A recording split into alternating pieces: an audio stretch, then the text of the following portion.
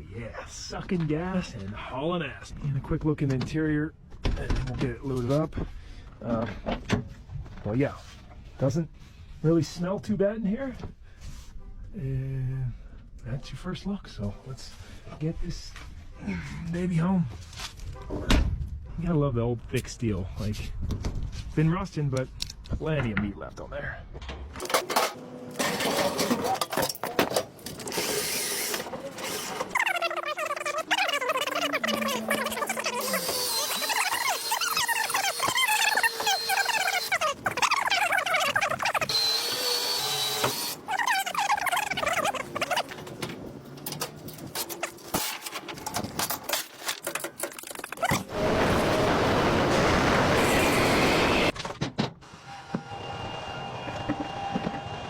Back home, finally ready to tear into it. Let's see what motor's in this. I kid you not, I haven't even popped the hood, so I'm a little excited too. All I did was look underneath and see that there was an engine and transmission, and that the whole thing wasn't rusted out. The price was right. So let's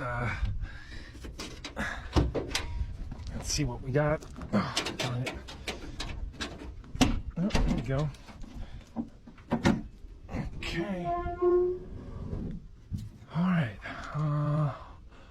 Looks like, I suppose, a 383. Seen that on the Eldrock intake, and I guess I'll have to do some more research, but yes, it looks like an original engine to me. It's a Chrysler, so that's good to see. I'm glad there's not a, there's a squirrel over there, Leo. He'll probably come back to visit. Holley 4-barrel carburetor, got a Holley electric pump, massive super coil on it. And yeah, let me get some numbers and then we'll see what we got going on. From what I was just reading, there should be a block number on the left side. There we go. Hopefully you guys can read that. And inside the driver's door should have the VIN tag. Yep, there we go. Let's look it up.